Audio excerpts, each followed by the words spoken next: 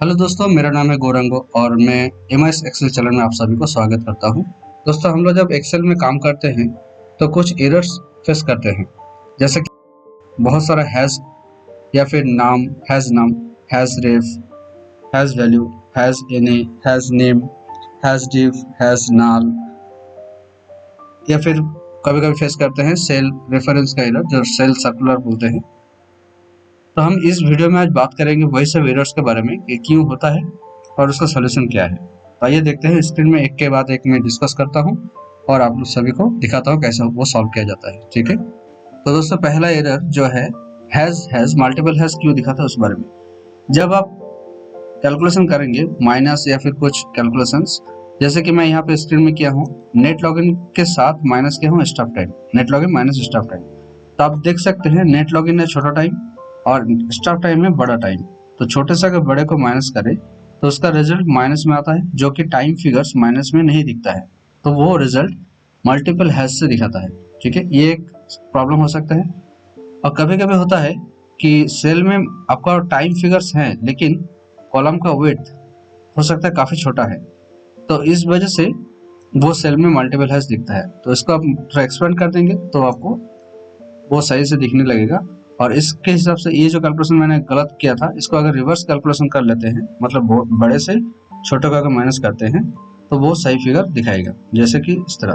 ठीक है, मैं फॉर्मूला को ड्रैग कर देता हूँ तो देखिए सारे में सही रिजल्ट आ गया। ठीक है, ये एक रीजन होता है और इसका सोल्यूशन ये है। दोस्तों, हम अब बात करेंगे हैज नाम, जो एक्सेल का 2 नंबर एरर के बारे में बात कर रहा हूँ। तो यहाँ पे मैं एक फंक्शन यूज किया हूँ जो है रेट फंक्शन। अब यहाँ पे सिंटेक्स वाइज जो जो इनपुट मुझे देना है वो इनपुट अगर सही फॉर्मेट में ना हो, मतलब अनफॉर्मेटेड इनपुट हो, तो ये हैज नंबर एरर आता है। जैसे कि एग्जांपल में यहाँ पे अमाउंट ऑफ द लोन जहाँ पे 2.98 दिया हुआ है, गलत है। तो मैं अगर इसकी जगह सही इनपुट देता हूँ, सपोज 60,000, तो देखिए इसका रिजल्ट सही आ जाता है, जो कि 0% रिजल्ट। ठीक है, तो इस तरह से सही इनपुट देने की वजह से इसका रिजल्ट सही से दिखता है। ठीक है, अगर सपोज यहाँ पे मैं -800 जो है, इसके बदले में अगर +400 देता हूँ, देखिए ये भी एक एरर आ रहा है, मतलब सिंटेक्स में इनपुट अनफॉर्मेटेडली जा रहा है, इसीलिए हैश नंबर एरर आ रहा है। ठीक है, तो इस केस में आपको सही से इनपुट दिया है कि नहीं वो आपको चेक करना है, तो आपको सही से रिजल्ट मिल जाएगा। ठीक है दोस्तों, अब देखते हैं हैज रेफ एरर क्यों आता है। स्क्रीन में आप जैसे देख रहे हैं यहाँ पे कि मैंने कुछ कैलकुलेशन किया हूँ, सपोज इस तरह से अमाउंट 1, अमाउंट 2, और मान लीजिए मैं यहाँ पे एक फिगर्स डाला हूँ। ठीक है, जो ये भी ऐड किया हूँ। ठीक है, तो जब फिगर्स है तो वहाँ पे रिजल्ट सही से आ गया। ठीक है, अगर मैं सपोज ये कॉलम जो डिपेंडेंट कॉलम है, यहाँ पे आप देख सकते हैं फिर से फॉर्मूला एक बार, कौन कौन सा सेल को लेके हुआ है, डी, ई और जे। ठीक है, अब मैं ये जे कॉलम को डिलीट कर देता हूँ, कंट्रोल माइनस। तो आप देख सकते हैं जे कॉलम के साथ डिपेंडेंट कुछ फिगर्स था जो यहाँ पे नहीं मिल रहा है, इसीलिए यहाँ पे हैज रेफ वाला एरर आ गया। ठीक है, तो ये हैज रेफ एरर की जगह अगर आप कॉलम को सही से ठीक कर लेते हैं तो आपको एरर ये सॉल्व हो जाएगा। मतलब कोई कॉलम या सीट या फिर रो या फिर कोई डिपेंडेंट सेल जो था लिंक किया हुआ या फिर कैलकुलेशन में यूज किया हुआ, वो अगर डिलीट हो जाता है, कहीं पे रिमूव हो जाता है, तो वो हैज रेफ एरर आता है। ठीक है, तो दोस्तों ये चेक करके आपको वो ठीक करना होगा। ठीक है दोस्तों, हम अब बात करेंगे हैज वैल्यू एरर के बारे में, ये क्यों होता है और इसका सॉल्यूशन क्या है। जैसे कि मैं स्क्रीन में दिखाने की कोशिश किया हूँ, अमाउंट 1, अमाउंट 2 और ये सब्ट्रैक्ट अमाउंट जो है, यहाँ पे मैं तीनों को ऐड किया हूँ। सपोज एक कैलकुलेशन सिंपल लगाया, सम किया हूँ। ठीक है, अब मैं गलती से मान लीजिए मेरे से एक न्यूमेरिक नंबर लिखते लिखते कुछ लेटर्स या अल्फाबेट्स यहाँ पे आ गया, तो देख सकते हैं यहाँ पे जहाँ पे वैल्यू नहीं है उसी का ही रिजल्ट दिखाता है ये एरर हैज वैल्यू, मतलब वैल्यू वाला सेल नहीं मिला, इसीलिए ये एरर आ गया है। तो इस प्रॉब्लम में आपको चेक करना होगा जो डिपेंडेंट कॉलम से सेल है वहां पे सच में कोई वैल्यू है या नहीं है। अगर वैल्यू नहीं है तो वो उसको आपको चेक करना है, ठीक करना है। ठीक है, तभी जाके आपका ये हैज वैल्यू वाला एरर सॉल्व हो सकता है। ठीक है, जैसे कि मैं सपोज ये किया तो ये देखिए ये वाला रिजल्ट सही हो गया इस तरह से। ठीक है दोस्तों, अब 5 नंबर एक्सेल एरर जो यहाँ पे मैं दिखा रहा हूँ हैज एन ए, इस बारे में बात करते हैं। जैसे स्क्रीन में यहाँ पे अमाउंट 1 अमाउंट 2 ये है, नेम है गौरांगो कुंभकर, ठीक है। तो मैं यहाँ पे ये जो टेबल है यहाँ से मैं लुकअप करके सपोज मैं अमाउंट 3 जो कॉलम है उसका डेटा मैं उठाना चाहता हूँ, ठीक है। अमाउंट 3 वाला फिगर्स को मुझे लेना है इस कॉलम में, ठीक है, अमाउंट 3। तो कैसे करेंगे देखते हैं। सिंपली हम लोग इसको VLOOKUP करेंगे। सपोज मैं नाम से ही डेटा को लुकअप करके उठाना चाहता हूँ, तो मैं यहाँ पे VLOOKUP का सिंटेक्स वाइज काम कर रहा हूँ, ठीक है। अब यहाँ पे मेरा डेटा है, रेंज ले लिया, इसको मैं लॉक भी कर देता हूँ, ठीक है। F4 डाल के ये सेल का आगे पीछे डॉलर देके इसको लॉक किया जाता है, तो मैंने लॉक कर दिया। और कॉलम है 3 यहाँ पे, 1 2 3, तो मैं यहाँ पे 3 दे दिया, कॉमा 0 जो है एग्जैक्ट वैल्यू, ठीक है। ये VLOOKUP का सिंटेक्स वाइज मैं यहाँ पे VLOOKUP फॉर्मूला डाल दिया। अब मैं इसको ड्रैग करता हूँ, तो आप देख सकते हैं यहाँ पे हैज एनी एरर आ गया। क्यों आया देखते हैं। मैं अगर इसमें एडिट करूँ फॉर्मूला में, तो मैं देख सकता हूँ यहाँ पे रेंज को लिया गया है सिर्फ इतना। अगर मैं थोड़ा सा नीचे आऊँ, यहाँ पे देख सकता हूँ एडिट करके रेंज वही है। अब डेटा क्यों नहीं है, क्योंकि ये जो सागर नाम दिख रहे हैं, ये सागर नाम का डेटा यहाँ पे है नहीं, इसीलिए ये एरर आ रहा है। अगर सपोज मैं कोई डेटा यहाँ पे डाल देता हूँ सागर नाम का, सपोज ये, तो मैं देख सकता हूँ सागर नाम जैसे यहाँ पे मैंने डाला उसका फिगर यहाँ पे अभी तक नहीं आया। सागर नाम है यहाँ पे, लेकिन फिर भी यहाँ पे नहीं आया। क्यों नहीं आया, क्योंकि इसका रेंज यहाँ तक लिया हुआ है। अगर रेंज को बढ़ाते हैं तो फिर ये आ सकता है। देखते हैं एक बार। तो देखिए अभी ये आ गया सागर सेन, ठीक है, इसका डिटेल्स यहाँ पे आ गया। तो दोस्तों रेंज में अगर डेटा ना हो तो वो एरर ये होता है। एक हो गया। दूसरा एक हम देखते हैं क्यों नहीं हो रहा है। मैं अगर ये रेंज का इशू सॉल्व करने के लिए मैं ये छोटा सा रेंज को ना लेके अगर पूरा कॉलम ही ले लेता हूँ, तो मैं ऐसा ही कर सकता हूँ। सिर्फ $N और ये $L जो कि कॉलम का पूरा नंबर है उसको मैं लॉक कर दिया, ठीक है। मतलब इस कॉलम में अगर डेटा रहा तो ऑटोमेटिकली वो आ जाना चाहिए, मैं वही कर दिया, ठीक है। अब मैं इस फॉर्मूला ड्रैग कर रहा हूँ, फिर भी मैं देख रहा हूँ यहाँ पे नहीं है। सिंपल है कि ये नाम यहाँ पे नहीं है, इसलिए नहीं आया हैज एन, ठीक है। और एक इशू कॉमन हो सकता है सबके लिए, जैसे मैं और एक बार दिखाता हूँ ये VLOOKUP फॉर्मूला। जब मैं VLOOKUP का फॉर्मूला डाल रहा हूँ यहाँ पे, तो कभी कभी इस तरह से कर लेते हैं डेटा। सपोज मैंने ये रेंज को यहाँ तक मैंने रेंज लिया था, ठीक है, (3, 0). मैं इसको ड्रैग कर रहा हूँ। अब देखिए जैसे कि यहाँ पे सपना, ये नाम सपना नाम दास यहाँ पे नाम है, ठीक है। अब मैं जब लुकअप लगाया हूँ यहाँ पे, तो यह रेंज यहाँ तक मैंने लिया था, ठीक है। तो सपना दास यहाँ पे रेंज में है, तो ये सपना दास जो नाम यहाँ पे है इसका रिजल्ट क्यों नहीं आया ये देखते हैं हम लोग। अब थोड़ा सा गौर करेंगे तो मैं आपको दिखाऊंगा यहाँ पे कि फॉर्मूला जब एडिट कर रहा हूँ तो देखिए उसका VLOOKUP का रेंज थोड़ा सा नीचे नीचे आ रहा है, ठीक है। फिर से अगर इसको एडिट कर देखते हैं तो फॉर्मूला का रेंज और नीचे आ गया। यहाँ पे जब आ रहा हूँ तो मैं देख रहा हूँ डेटा से ही बाहर ही चला गया। मतलब रेंज में डेटा तो था, लेकिन ये जो VLOOKUP का रेंज उठा रहा हूँ वो है आउट ऑफ रेंज, इसलिए कोई डेटा नहीं मिल रहा है। इसी की वजह से वो हैज एन एरर आ रहा है, ठीक है। तो इस प्रॉब्लम को सॉल्यूशन करने के लिए हम लोग क्या करेंगे, रेंज को जरूर लॉक कर लेंगे, ठीक है।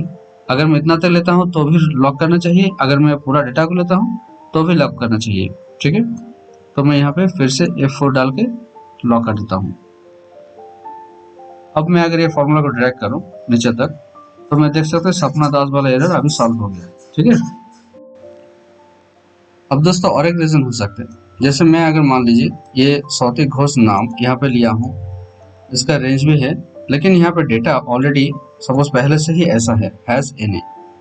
तो यहाँ पे अगर हैज एन ए हो तो जब आप लुकअप करेंगे रेंज के अंदर है और सौते घोष का डेटा ही है हैज एन ए, तो उसका आउटपुट भी हैज एन ही आएगा, इसलिए हैज एन आ रहा है। तो दोस्तों ये हैज एन होने का कई सारे रीजन हो सकता है, तो ये थोड़ा आपको आइडेंटिफाई करना पड़ेगा। हो सकता है रेंज भी नहीं है या फिर डेटा ही गलत है, ठीक है। दोस्तों अभी 6 नंबर एरर के बारे में बात करते हैं, जो है हैज नेम एरर। अब ये एरर क्यों आता है मैं दिखाता हूँ। जैसे कि हम लोग सपोज साम कर रहे हैं, बहुत ही सिंपल फार्मूला है, तीन कॉलम या सेल को लेकर मैं साम कर रहा हूँ, ठीक है, और एंटर किया। तो देखिए आप देख सकते हैं आप इस यहाँ पे रिजल्ट सही से आ गया। लेकिन हड़बड़ी में कभी कभी टाइप करते करते इस तरह का भी कुछ हो जाता है, जैसे कि साम लिखते लिखते SM लिखा, यू छूट गया, और यहाँ पे ब्रैकेट क्लोज करके हम लोग सिंटेक्स जैसा है वैसा ही पूरा लिख दिया, फिर भी ये रिजल्ट नहीं आया और एरर आ गया यहाँ पे हैज नेम एरर। ठीक है, तो इसका रीजन जब पता करेंगे तो देखेंगे यहाँ पे सिंटेक्स का फुल नेम सही से नहीं लिखा, मतलब फंक्शन का फुल नेम, इसीलिए ये गलत हैज नेम वाला एरर आ गया। जैसे ही मैंने ठीक कर लिया फिर से देखिए ठीक हो गया। ठीक है, तो दोस्तों हैज नेम एरर फंक्शन नाम सही से नहीं लिखने की वजह से ही होता है। ठीक है, स्पेलिंग एरर। दोस्तों अब मैं दिखाता हूँ 7 नंबर एरर जो है हैज डिव एरर। ये क्यों होता है? हैज डिव मतलब डिवीजन वाला एरर। तो क्यों होता है देखिए, जैसे कि मैं एक नंबर को डिवाइड कर रहा हूँ 0 से, 0 देके, ठीक है, तो मैं देख सकता हूँ 0 से डिवाइड नहीं हुआ, जहां जहां 0 है वहां पे हैज डिवीजन ये एरर आ गया। ठीक है, तो दोस्तों ये एरर मिलने से आपको समझ जाना चाहिए कि 0 से डिवाइड हो रहा है, जो कि नहीं होता है, इसीलिए ये एरर आता है। ठीक है दोस्तों, अब बात करते हैं 8 नंबर एरर जो है हैज नॉट। ये एरर क्यों आता है? जैसे कि स्क्रीन में मैं दिखा रहा हूँ, यहाँ पे मैं फॉर्मूला यूज किया हूँ सेल, और उसका सिंटेक्स से पहले एड्रेस कोटेशन में लिखना होता है, और मैं एड्रेस फाइंड आउट करना चाहता हूँ इसलिए एड्रेस लिखा है यहाँ पे, और रेंज डिफाइन किया। आप देख सकते हैं सेल एड्रेस और उसके बाद रेफरेंस को मैंने दे दिया, तो यहाँ पे रिजल्ट आ गया उस सेल का एड्रेस। अभी मैं ये फॉर्मूला करते करते मैं अगर इस तरह से कभी गलती कर बैठा कि सेल एड्रेस सही सब कुछ सही लिखा, लेकिन बाद में जाके एक स्पेस भी दे दिया और एक दूसरा सेल को भी मैं रिफर कर डाला, सपोज ये वाला। ठीक है, तो इसका रिजल्ट मुझे मिलता है हैज नल। तो आप देख सकते हैं कि फॉर्मूला में अगर कोई स्पेस पड़ गया सिंटेक्स लिखते लिखते तो उसका रिजल्ट ये हैज नल आता है, या फिर कभी कभी वैल्यू नहीं रहने से भी हैज नल वाला एरर आता है। ठीक है, तो ये आपको चेक करना चाहिए फॉर्मूला में कि कुछ स्पेस या फिर कुछ गलत सिंटेक्स डाल दिए हैं कि नहीं। जैसे कि यहाँ पे A6 के बाद खत्म हो जाना चाहिए था, लेकिन यहाँ पे मैं स्पेस देके B4 भी डाल दिया, जो कि इनवैलिड सेल रेफरेंस है, इसके वजह से ये एरर आता है। ठीक है दोस्तों स्क्रीन में अभी मैं दिखा रहा हूँ लास्ट एरर जो यहाँ पे मैं बात कर रहा हूँ, सेल रेफरेंस या सेल सर्कुलर का एरर। अब ये क्यों होता है और इसका फाइंडिंग कैसे करते हैं वो दिखाता हूँ। जैसे कि स्क्रीन में मैं आपको दिखा रहा हूँ, जैसे हर एक एजेंट्स को या फिर जो एम्प्लॉइज है वहाँ पे ओटी अमाउंट ये मिलेगा, गिफ्ट अमाउंट ये मिलेगा। तो टोटल अमाउंट क्या हो रहा है, OT amount, gift amount plus incentive amount मिला के सबको ये वाला अमाउंट मिलेगा। इस तरह से मैं फॉर्मूला सेट किया हूँ। ठीक है, अगर यहाँ पे कुछ फॉर्मूला और आता है, सब सभी को एक सेम तरह का या फिर अलग अलग अमाउंट मिल रहा होगा, तो इसका टोटल अमाउंट यहाँ पे मैं दिखाने की कोशिश कर रहा हूँ। ठीक है, सिंपली साम है और कुछ नहीं। ओके, अब मैं अगर गलती से ऐसा करूँ कि इंसेंटिव अमाउंट जो मिल रहा है वो OT amount, gift amount minus F2 amount होगा, सपोज मैं इस तरह कुछ गलती कर बैठता हूँ। ठीक है, तो मुझे एक एरर मिलता है जो कि है there are one or more circular reference error, circular reference. अब ये एरर जैसे ही मैं ओके करूंगा इस तरह के एक नीला करके एक एरर साइन आता है, जो मुझे इंडिकेट कर रहा है कि इसका रिजल्ट और इसका रिजल्ट दोनों इंटरलिंक है, एक के साथ एक डिपेंडेंट है। तो किसी एक को ही रिजल्ट होगा, क्योंकि एक सेल का रिजल्ट दूसरे के साथ डिपेंडेंट है, उसका इनपुट लेके फिर से कैलकुलेशन नहीं हो सकता, ये एरर दे रहा है। ठीक है, ओवरलैपिंग एरर ऐसे जैसा आ रहा है।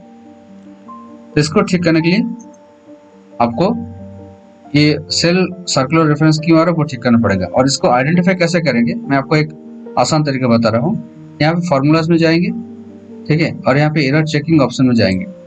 यहाँ पे मुझे अगर शीट में सेल रेफरेंस या सर्कुलर रेफरेंस का एरर होगा तो ये वाला ऑप्शन हाईलाइट होगा। ठीक है, फॉर्मूलाज के अंदर एरर चेकिंग, उसके बाद सर्कुलर रेफरेंस।